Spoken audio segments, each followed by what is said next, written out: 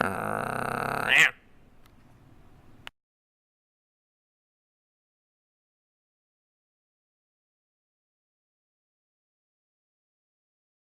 Raging Kucing here today, talking to Keri Marks, the manager for Wild Ark, SPCA's rehabilitation center. Keri, we're at the Wild Ark fall fundraiser tonight. Can you tell us a little bit about what it's about? Well, it's our premier event of the year, and we, of course, are a donation-based organization, so this is our big fundraiser of the year, where we get to welcome people to come and to have fun, enjoy dinner, and hopefully we'll raise a few funds too. Yeah, it's a wonderful event. Everybody looks fabulous, and there's lots of great prizes as well, of course. So Wild Ark's been going since 2002, and so how has it grown since then? Well, we started out fairly small, and each year we seem to add more and more buildings. And the animal increase is slowly creeping up, but in between 2011 and 2012, our numbers jumped by about 25%. Okay. We actually took in about 2,500 animals last year, and this year is about the same.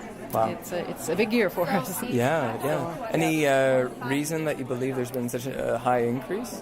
Well, I think the word is getting out there of who we are and what we do. Okay. And instead of just leaving the robin at the base of your window after he's hit it, they now know to bring it into us. And word is slowly spreading, and so we get more and more animals. Also, most of the animals that we get are impacted by human beings in some respect, something like 90%. I'm not sure the percentage, don't quote me there. But and of course, the footprint in our region, the human footprint, is growing. Mm-hmm. So that means more animals are coming into negative contact with humans, and end up with us. Definitely. We see a lot of development going on, and that's going to have a huge impact on how many animals need our help. Yeah. What is the most common animal you see brought into the center? Well, birds, of course. Birds are 70 to 80% of what we have in. Yeah. And the common birds there, I think, big ones have to be gulls and mallards, ducks of all sorts. Yeah. And in the spring we get a lot of little baby robins and sparrows and finches. And then on the mammal side we have lots of raccoons and squirrels brought to us, as well as some deer, and then some very unusual ones. Like right now we have 2 otters in care. 2 otters, okay. 2 otters, yeah. They were brought to us as babies and separate, but within about a month of each other. So we're raising those, and next spring we'll be releasing those. They're long-term with us. They have to grow to be the point where they can survive on their own, and that will be next spring. Wonderful, yeah. So a broad array of animals come into the show, the center, and obviously you're fairly prepared to deal with to most of them. I understand that marine animals are a bit of a different situation in some cases and such. But that's right. Well, at the Ark we can take in amphibians, reptiles, birds, and mammals. Mammals, not the big ones, but the most mammals. Yeah. And but the marine mammals are a little different, as you say. We don't have the permits for that, nor the facilities. So we can take them in, we can stabilize them, but then we send them on to Vancouver, Aquarium, actually. Right. That's where they go. Right. Yeah. So that's been in the news a fair bit lately. Yeah. Yeah. So what is the biggest concern for Wild Ark then? In terms of animals coming into the center? Just the human conflict. People have to, first of all, know how to coexist with our animals, so that animals don't get into trouble. Put bird alerts on your windows so they don't hit the windows in the first place, so they don't come to us. That's what we do a lot of, not just rehabilitation, but public education too. Right. And how to not harm the animals that we live with. Yeah, definitely. That brings me to my next question. The BCSPCA, or as you may know, the Oak Bay Municipal Council has just said they're going to go ahead with a call in their municipality. Yeah. The BCSPCA has spoken out publicly against Oak Bay's proposed call specifically. What does Wild Ark think of something like that when they're trying to educate people and deal with the conflict? Yeah. Well, I mean, how they're going about it, a call is a very short-term solution. It's not something, we're pouring a lot of money into it when we feel that it's not the solution at all. There are non-lethal methods first of all and foremost, don't feed the deer, and I know there's a lot of people who do, and that's not helping matters at all. And there's other things like spay-vac, that can be used. If you call a number of other animals from neighboring regions will just simply move in and fill that void. That's right. Yeah. So it's I think a bit of an ill-conceived idea. And of course, we've seen a lot of evidence against the call, and it seems that the municipalities are ignoring that at this point. So, well, they're bowing to some pressure. I mean, they of course have enormous pressure on their own, and this is one of the solution. I believe they also got a rather bad advice from the CRD. I think it was the CRD committee. Yes. So. That process kind of went off the rails a little bit, and so people still have to work it out. The CAG committee was basically formed of people who were pro-call in the first place, so it wasn't really a citizens committee, it was really people with an interest in seeing the deer called, and so it wasn't objective in its approach towards dealing with the issue, certainly, and the information the CRD provided them was geared towards serving their interests as well of having a cult then. So. Yeah, I understand. No, I haven't looked into it too much, but I understand it was a bit of a skewed process. But I do know that there were some people on that committee that were definitely willing to be open-minded about it. Yes. But I think they might have been in the minority. Yes, that's what I think too. With this kind of thing happening, with the calls being proposed and such, if Wild Ark could educate people about one thing, right, get one message out there to those watching today, what would it be? No. Look at coexistence. Okay. Come up with some sort of method of coexistence, and that would include, and I know it's not just one thing, but don't feed the deer. Think that perhaps maybe those plants that may really look good to you may also look really good to the deer, and don't plant them. Come up with some deer-proof plants, and one of the things that people say is it's a danger to humans on the road with the cars, but maybe slow down. Right. Keep a watch out. Yeah. Watch out for those deer, because they are there. Right, and we can't necessarily expect the deer to change. We have to change ourselves if we're really going to see any difference, and there's certainly a lot of room for change in our own behavior. Yep. Keri, thank you very much for taking the time to talk to us today. We Thank you. always have one question, though, at the end, and it's always the hardest one. Uh-oh. The question is, what's your favorite animal? Ooh, that is a hard one. That is a very hard one. It changes quite a bit, depending on things. But I would have to say the American robin. The American robin? Yeah. Okay, well, we do have a running thing on the Raging Kucing that we do ask people if they'll do their best American robin impression. Oh, Lord. Would you honor us? Chirp. Chirp. Very good. Okay, yeah. I mean, I would believe that, right? Very well done. It probably looked like a very lame flapping duck, but... Thank you very much for taking the time to talk to me today. No problem. Really appreciate it. My pleasure. Thanks.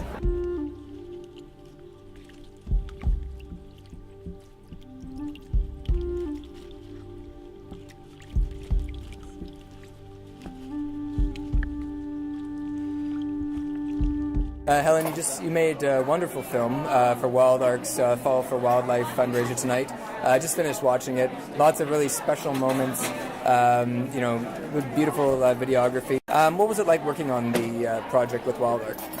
It was a very exciting project to work on. There's a lot of uncertainty in filming wildlife, so a lot of situations that arise that aren't expected. I had a number of occasions of large birds flying at my head, and trying to keep the camera steady while keeping it aimed at the bird is a little tricky. That would be tricky. Yes, so it was very exciting, amazing to see the staff and volunteers and their heartfelt connection towards the work they do. Was inspiring and really gave me a lot of hope for the future. Wonderful, yeah. And I think you really were able to capture that in the film, right? The passion of the volunteers and all that. What was was there any particular moment that stood out for you? Any real special moment that you had with any of the animals that you videotaped in the film? Yes, I think the deer, the number one deer, as I prefer to her as, she was brought in at only a few days old, and so I got to witness her being bottle fed at a very young age, and seeing her release this fall, and seeing her go off with the rest of the herd of deer, really touched my heart, and I kind of fell in love with her. So. That was a very special moment, and it was great to see her go back to the wild, but it's hard not to have some concern and worry for her at the same time. Definitely, of course. So. This question, a bit in a different area, but certainly still related. The deer, of course, Oak Bay has just talked about having a deer call. How does that make you feel when you've spent so much time with these animals and have come to understand them and see how they live? Heartbreaking.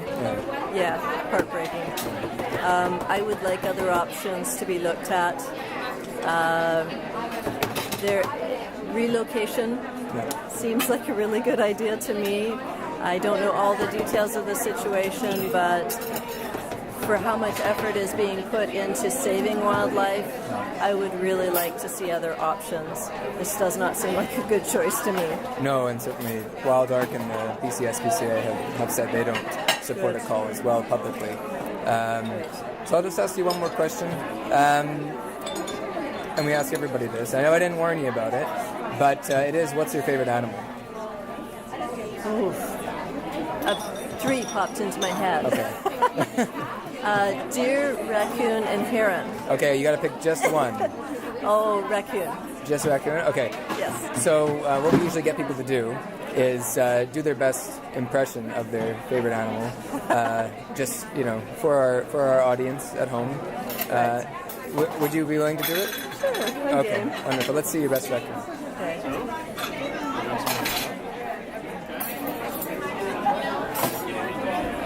That was excellent. I believe it. I believe you're a raccoon. That was very good. I maybe didn't have the whiskers down pat, but it's okay. It's tough, right? I know we're not used to that, but that was really well done. I've seen one other raccoon, and that was definitely right up there. So very well done.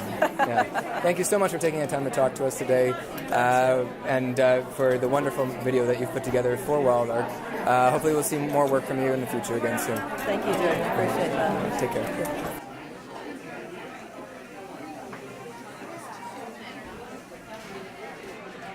Increasingly, there are more people coming to our province, and that means that there's greater opportunities for contact between people and wildlife. And often, when there is that particular contact between humans and wildlife, it doesn't always turn out so well for the wildlife. But as you know, we're not just about rehabilitation. There are many other important wildlife issues that the BCSPCA is concerned about.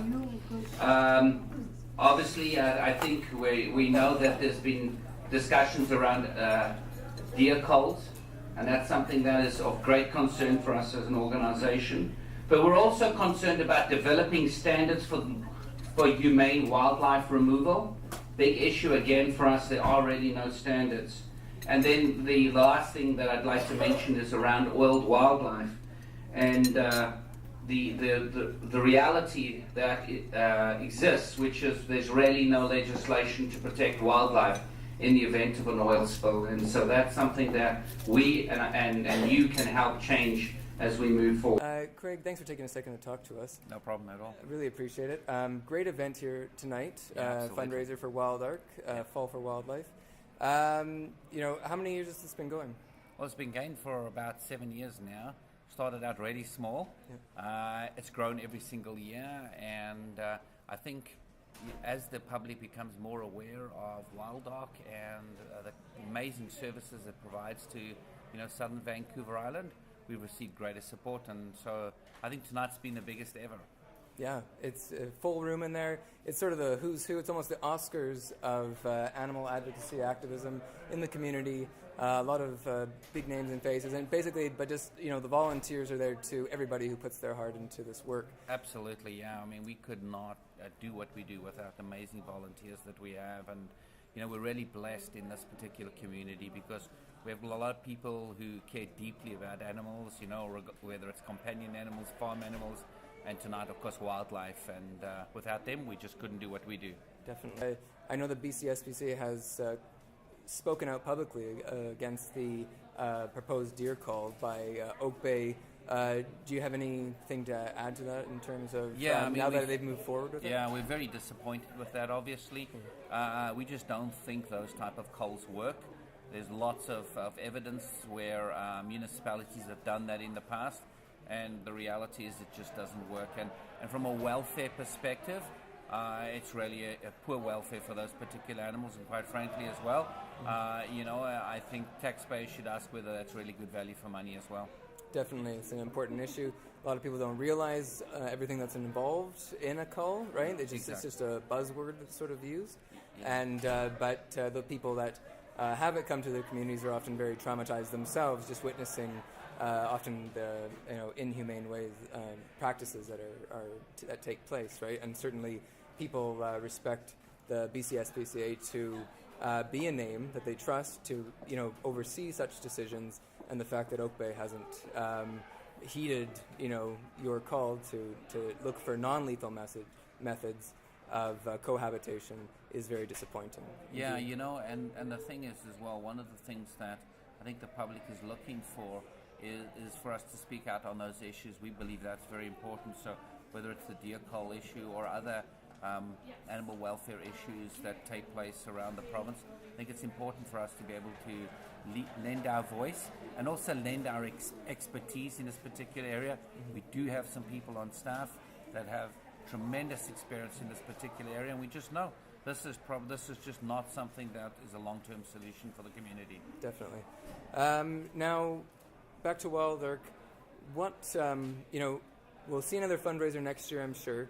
After this one being such a big success, what's like Wild Ark's sort of goal for the next year, perhaps? Well, we'd like to get to the situation where we're ultimately rehabbing less animals.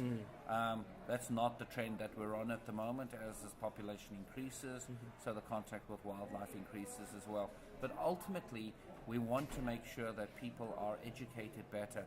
Often we get individuals who bring fledglings or hatchlings to Wild Ark when they should be left exactly where they are. So part of our work continues to be making sure that we can educate the public about how they can have really positive interactions with wildlife that don't involve rehabilitation. So definitely we need to continue this rehabilitation, very important, but education ultimately is the only thing that makes a profound change in a community. Definitely, and education is so important. Having dialogue about these issues is also very important, right? Exactly. People talking about it, talking about how they feel, talking about what they know, sharing that knowledge, and sharing the passion to do something about it.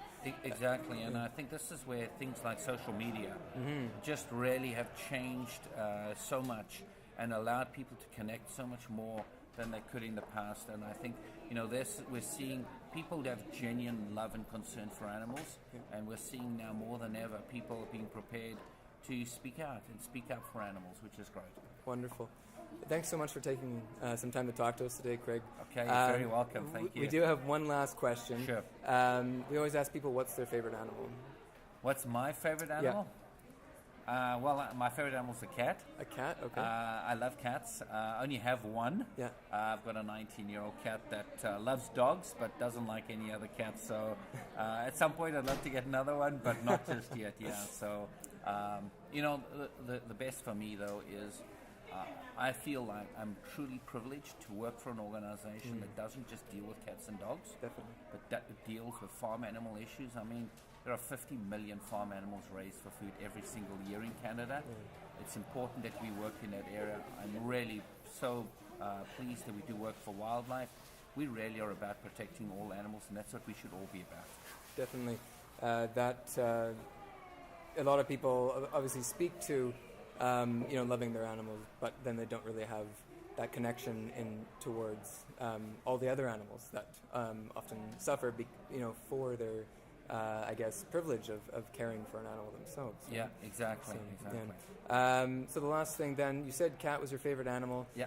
What we do is we always ask people if they'll do their best impression of their favorite animal. Will you do a cat for us? This is the Raging Kucing, which means raging cat. So you're looking for a good meow? I'm looking for a good meow if we got one. All right, here we go. Well, let me think about how my cat... Well, here's my cat at about 2 in the morning. Okay. And here he goes. Okay. Meow. Very good. All right. All right, I appreciate Except it. the only thing is Oh. he does that meow every 30 seconds. So you know what? That's what he's like. It's breakfast Anyways, time. Yes, exactly. Great, thanks so much for All taking right, the time thank to you very talk to much. us. Take I care. really appreciate it.